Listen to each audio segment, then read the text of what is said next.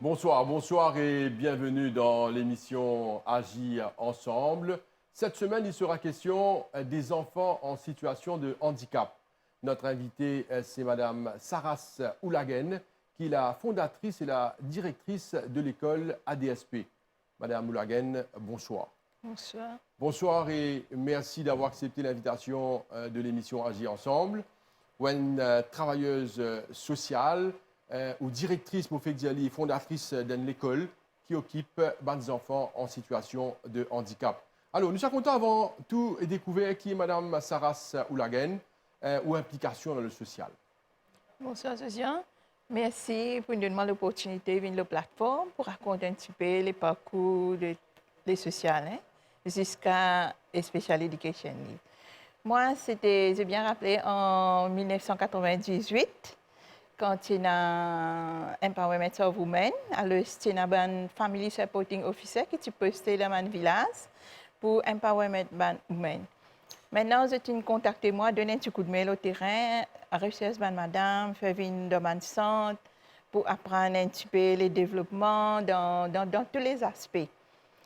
Pendant les parcours que nous pouvons faire servir dans les villages, nous trouvons beaucoup de madame qui ne sont pas capables de sortir parce qu'à l'autre côté, j'ai des enfants handicapés.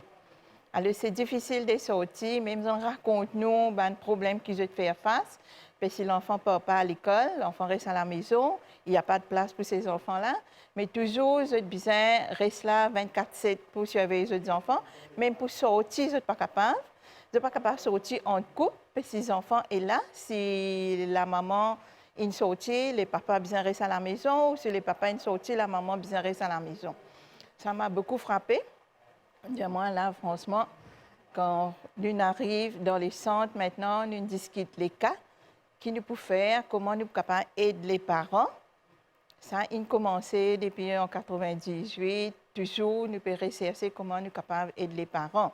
Mais dans les sociales, pour l'épanouissement de la femme, qui nous fait beaucoup, amener les femmes dans le centre, apprendre la cuisine, la couture, faire comprendre eux-mêmes, faire les sports, faire beaucoup. Et là, moi, par derrière ça, je commence à travailler le projet, comment nous pouvons aider les enfants handicapés. Nous commençons à aider dans l'école existante qui est là. À l'époque, tu es dans la pays, tu es dans la Century, qui déjà existait. Ça a commencé des années, quand nous avons de place, fait nous attendre pour capable mettre ces enfants là-bas. Et certains enfants, ils arrivent trop l'âge qui ne sont pas capables de fréquenter l'école. Là, en l'année 2000, quand nous sommes capables de gagner place pour 3 enfants, 2 à la pays et 1 à Century. Mais après, pas pour capable de prendre des enfants, toujours des enfants bien restés à la maison. Là, nous pensons avec l'autorité du village, le village council, et puis moi, je peux travailler avec comment dire, family supporting officer, et puis il y a un Trust for Vulnerable Group à l'époque. Nous nous approchons avec eux, pourquoi pas nous voyons un centre dans le village hall avec l'aide de ces personnes-là. Nous voyons un centre avec quelques enfants du village. Il y a 3 enfants et 3 des enfants fréquentent les autres écoles. Nous voyons aller à cette daycare center avec des camarades à moi. Nous disons, ben voilà, nous avons l'expérience, nous avons mais nous sommes capables de donner un petit peu à parents là aussi. Quand ils sont capables d'occuper, ils sont capables de sortir. Mais tout d'un coup, nous trouvons un village avoisinant quand on connaît un petit centre qui peut accueillir des enfants. Là, on commence à avoir une place pour les enfants. C'était en 2001, 2002. Là, étant donné une place, nous encore toujours dans le village, nous ne sommes pas capables d'accueillir beaucoup d'élèves. 2003, nous commençons à enregistrer l'association, nous commençons à enregistrer, nous commençons à travailler. Tout d'un coup, le nombre d'enfants viennent alarmant. Nous viennent sortir 3 enfants, nous nous retrouvons avec 15 enfants. Et dans la région là même, nous-mêmes, nous ne pouvons pas imaginer qu'il y a beaucoup d'enfants avec des problèmes. À l'époque, il y a un problème CP, il y a un problème trisomie, il y a un problème, nous capables de dire ADHD. Ça va nos enfants nous accueillir. Nous accueillir. Là, nous trouvons seulement dans le village hall, ce n'est pas une place. c'est mon idée personnelle de trouver une place décente pour ces enfants-là. C'est pas là, on commence à faire ma démarche pour gagner place dans l'école primaire. Dans l'école primaire, quand on a des classes pour capable accueillir l'enfant. Mais toujours, partir dans sa inclusive society, inclusive education, comme on parle beaucoup maintenant, toujours, il y a des enfants handicapés qui dans une place dans l'école, pas capable même d'une classe. Alors, ça aide-moi à route terrain maintenant. Mais route terrain passe ailleurs, mais moi, j'ai envie dans le milieu de l'école même. C'est où? Oui, là, dans l'école C'est même. où? Quel endroit? À Montagne-Longue. À Montagne-Longue, dans l'école primaire, parce que l'école primaire, il y a beaucoup de terrain. Alors, il y en a beaucoup qui t'y comptent, même les professeurs, même à l'époque, qui connaissent les enfants spécial needs, de capacité, de habilité. Alors, tellement tu as de disabilité. Alors, je dis non, ça m'a des enfants-là, besoin de ce terrain ailleurs, terrain Caroline, pour capable construire. Pour moi, non, pour moi, c'est un challenge. C'est pareil, comme on nous dit les mots même à dire. Moi, on commence à dire, non, c'est des enfants de la République. J'ai besoin de place. Quand nous disons, on peut commencer à fight for the rights of disability. C'est là qu'on commence. Nous commençons à ce terrain dans l'école primaire même. Mais il y a beaucoup, il y a pitié qui te compte moi, il y a beaucoup de professeurs qui te comptent moi, mais je ne pas baisser les bras. Mais aujourd'hui, je trouve moi dans l'école primaire de Montagne-Longue, moi, il y a mon propre bâtiment que je peux accueillir tous ces enfants-là et les parents aussi quand ils viennent les autres enfants là à l'école avec une fierté. C'est une place décente pour ces enfants-là qui, je peux capable viennent déposer des enfants et tantôt viennent servir des enfants, les dans la cour l'école. Alors, dans les années 2000, donc, pour arriver à 2021, donc une vingtaine d'années que l'école existe aujourd'hui. Mais avant qu'il nous cause l'école, madame, déjà, félicitations pour ce qu'ils vont faire dans l'espace de l'école primaire de Montagne-Longue aujourd'hui. Les enfants en situation de handicap, il y a un lieu, il y a une place que tu es capable vient l'école, parce que l'école appelle l'école ADSP. Mais avant cela, on dit une affaire qui est extrêmement importante. Je suis content de gagner un peu plus d'informations là-dessus. On dit comme ça, dans les années 90 probablement, où tu peux travailler avec madame. Madame qui vient de mon centre et je viens apprendre probablement la couture et faire des apprentissages. Est-ce que ça existait toujours? Est-ce que madame encore... en fait, pour les qu'est-ce que vous faire là-bas? Est-ce qu'il y a un engouement pour ça? Madame, et quelle est la pédagogie, la philosophie derrière qui madame vient de mon centre? Est-ce qu'il y a pour autant ça? En fait, à l'époque, oui, jusqu'à maintenant, nous sommes capables de dire important. C'est là quand madame, madame surtout qui part travail, quand c'est fini, occupe mon tâche ménagère. Alors, je viens dans mon centre, là, je suis groupé, je suis capable de partager un petit peu. Si je suis dans une angoisse, je suis dans une difficulté, je partager, je apprendre quelque chose. C'est ça, tu peux aider. Retourne dans la maison, very freshly, que tu accueilles la famille, même dans une difficulté dans la famille. Alors, tu sais, je gagne un sens de sortie, de partager un petit peu, et puis je peux gagner certaines expériences aussi. Et ça aide, rééduquer les enfants, revivre dans la famille. Je n'ai pas tout fait avec ce problème. C'est ça le but de ça qui ministère du Gender, comme on dit, qui met sur place. Mais aujourd'hui, dommage qu'il n'y ait pas trop sa quantité madame-là, qui fréquente le centre, fréquente l'association, à faire un travail comme ça, peut-être avec ce travail qu'ils n'ont pas gagné l'occasion, ou maintenant, comme on nous dit, à l'époque, partir dans film, le Netflix, partir dans YouTube, mais à ce temps, je préfère regarder une série, oui. Je regarde beaucoup d'émissions, mais je n'ai pas sorti. Mais ça sorti là, tu aides beaucoup de madame. Beaucoup de madame apprendre comment pour vivre dans la famille, apprendre comment pour éduquer les enfants, apprendre comment pour vivre en couple, comment pour sortir en couple. Mais tu aides beaucoup de madame. Aujourd'hui, vous de plein pied dans le social avec des enfants en situation de handicap. Comment sentez-vous, madame? Enfin, moi, je me sens bien heureux, avec une fierté, je suis capable de dire, je rentre dans les domaines.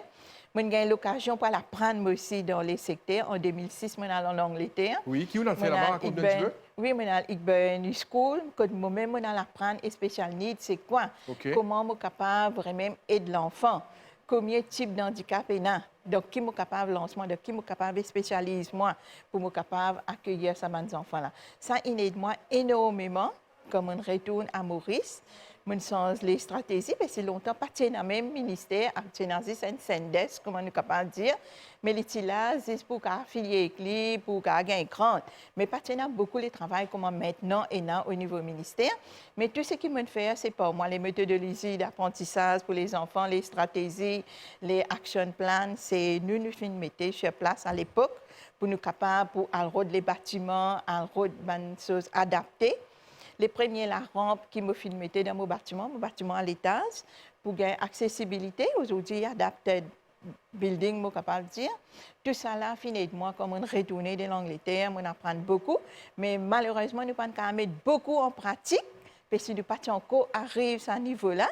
Mais petit à petit, les peut venir là. Il y a beaucoup à faire dans les secteurs des special needs. Dans un moment, nous vous causons sur l'école ADSP, mais avant cela, nous connaissons qu'il y a beaucoup de travailleurs sociaux qui rencontrent pas mal de difficultés sur le terrain pour réussir à achieve un projet. Alors, qui message vous avez les autres travailleurs sociaux qui peuvent militer, qui peuvent travailler dans plusieurs secteurs, plusieurs domaines, avec des gens dans une situation de problème qui non? Oui, Qui message vous avez en fait, vous-même il y a beaucoup voilà. l'idée, oui. Enfin, moi, je dis du monde, franchement, parce qu'il y a du monde, parce que nous trouvons, il y a qui travaillent avec des toxicomanes, il y a qui travaillent avec des enfants de rue, parce que je suis content de suivre l'émission, je suis content quand les travail peut accomplir. Mais je dis, il ne faut pas nous baisser les bras, ça m'a dit, on a besoin de nous. Besoin de nous, alors si nous ne pas donner un support, alors pas pour une personne, parce que les parents même, pour les surtout à cause de handicapé, les parents même quand ils gagnent un enfant handicapé, un plus gros choc qu'ils ont gagné dans la vie, alors ils ne sont pas pour capable de surmonter, pour capable de la guerre pour les autres enfants, mais pour besoin d'une personne qui l'a pour préparer pour la guerre, pareil comme un parent, si il a un enfant qui rentre dans la drogue, les parents même, les des enfants finissent échouer, nous capables de dire quelque part, les choquer quelque part, pour lui-même y a la guerre, pour tirer ça l'enfant là dans la drogue. Alors c'est difficile de nous dire si du monde et dans les volontés pour les faire social, faire les sociales pour nous capables, nous gagner un nouveau environnement pour ces personnes là pour capable vivre tant qu'il y a un travailleur social, tant qu'il y a un bon environnement pour toutes ces personnes. De retour sur le plateau de l'émission Agir ensemble. Notre invitée, c'est Madame Saras Oulagen, qui est la fondatrice et la directrice de l'école ADSP. Madame, là, nous passons à une étape très importante de notre émission que nous parlons sur l'école. Nous faisons l'aspect special needs, la formation en special needs. Nous aussi, nous trouvons beaucoup de professionnels dans beaucoup de secteurs, surtout dans le travail social, dans une ONG, qui peut bien être professionnel pour travailler, ou même dans le fait l'étude, pour capable diriger aujourd'hui une école et être un professionnel d'une organisation. Est-ce qu'il y a une formation en special needs qui est dispensée à Maurice aujourd'hui? Oui, aujourd'hui, nous pouvons gagner parce que MAI, il prend en charge, peut donner une formation aux professeurs, aux assistants professeurs, même aux carrières aussi. Maintenant, nous gagnons une autorité aussi, Sénat, comme on appelle, et avec MAI, en collaboration, je peux former des personnes pour capable venir en aide à ces enfants-là. C'est bon être formé pour capable travailler avec l'enfant. Parce que tous les jours, jusqu'à l'air, nous pas fini d'apprendre. Parce que dans les secteurs d'handicapés, tous les jours, on a un nouveau cas. Tous les jours, nous pas capable de dire c'est une personne normale, c'est un enfant normal. Aujourd'hui, nous sommes capables de dire il y a il y a un problème intellectuel impairment. Mais là-dedans, il y a beaucoup d'aspects quand nous guettons l'enfant. Tous les jours, nous-mêmes, nous coopérons CRC, nous-mêmes, nous coopérons bien apprendre pour capable comprendre l'enfant quand il vient de l'école, comment pour travailler. Mais seulement les systèmes pédagogiques, quand nous cause spécial need, ce n'est pas seulement les systèmes pédagogiques, mais nous avons un team de paramédics qui travaillent avec les enfants. Les paramédics, y compris les occupational therapists, les psychologues, auparavant, il y a les speech therapists et les médecins. C'est important de suivre parce qu'ils ont un problème de la santé aussi. Alors, ils sont obligés de suivre l'enfant. Là, les professeurs dans la classe sont capables de travailler le cognitive development le système académique pour nous capables, l'enfant comprend, arriver, parce que nous n'avons pas ça.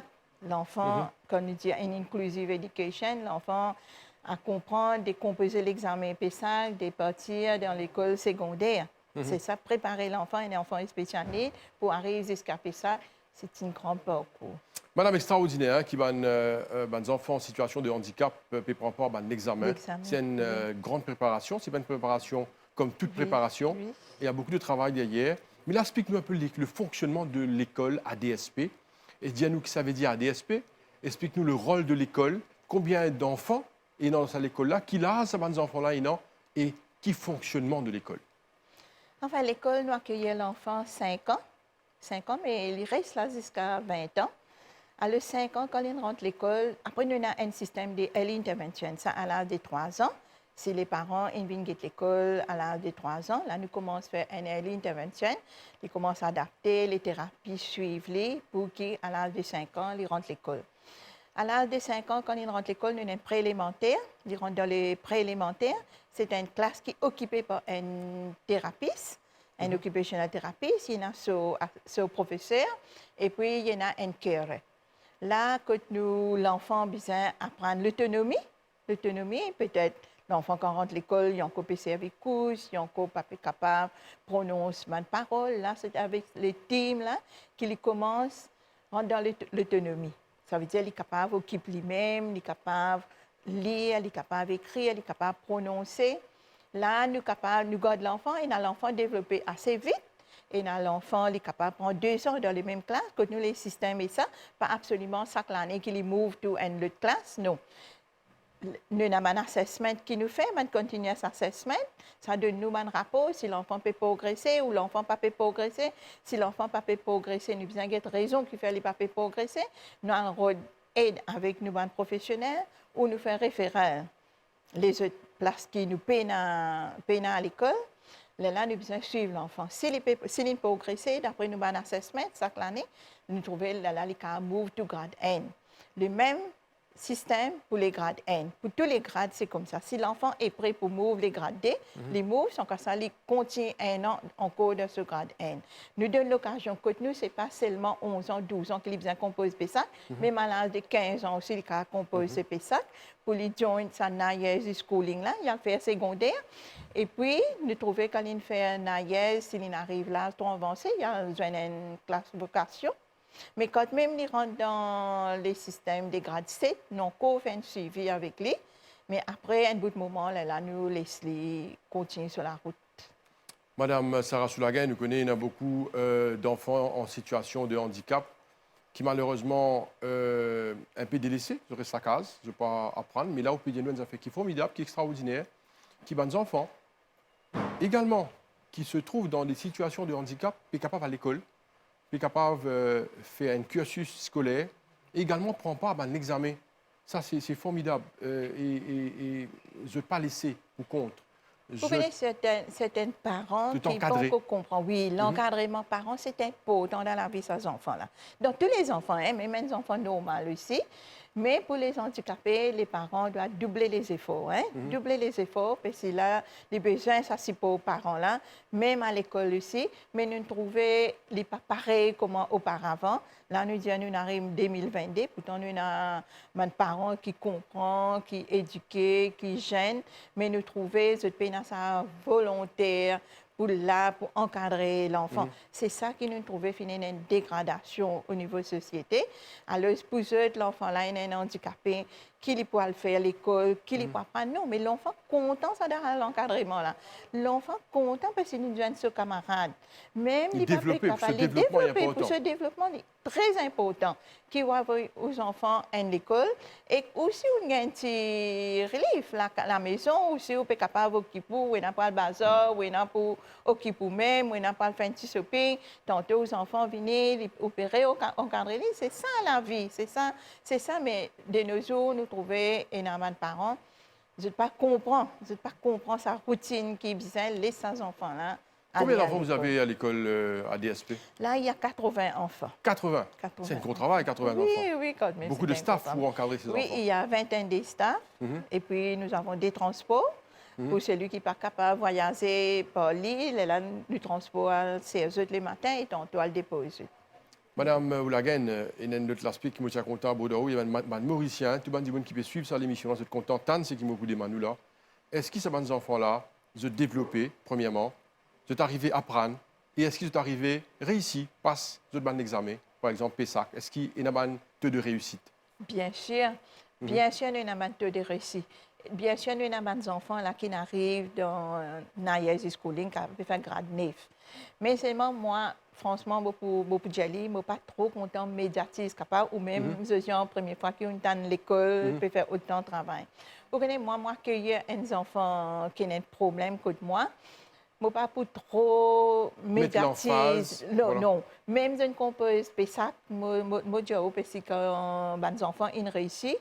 Je qui nous peut donner ce certificat. Nous disons maintenant, je vais aller une secondaire. Et moi, madame, tu veux faire une grande fête, invite un BC, invite tout. Pour moi, ce n'est pas le but, parce que ces enfants-là, je peux envoyer dans l'école secondaire normale. Si un enfant là-dedans, il connaît qu'il est sorti d'une école spécialisée, là, il a un gros problème pour lui. Comment il peut faire face avec ces enfants-là? Je préfère nous faire le travail, pas derrière ça, nous donner une réussite, il y a sur l'école. Mais raconte-nous, c'est important, raconte-nous comment ça passait dans sa nouvel environnement du secondaire, que les enfants-là probablement joignent le mainstream. Comment ça passait? Est-ce qu'il y a adapté? Ça se passe bien? Il est capable de continuer sur l'étude? C'est bien ces questions-là, Josiane, parce qu'il y a des fois, je gagne beaucoup de difficultés. Beaucoup de difficultés parce qu'il fait l'environnement, l'école avec l'environnement mainstream, des affaires différentes. Ici, il y a tout un encadrement avec tous les professeurs, que ce soit même les élèves, là, pas de ce classe, mais ils connaissent les élèves.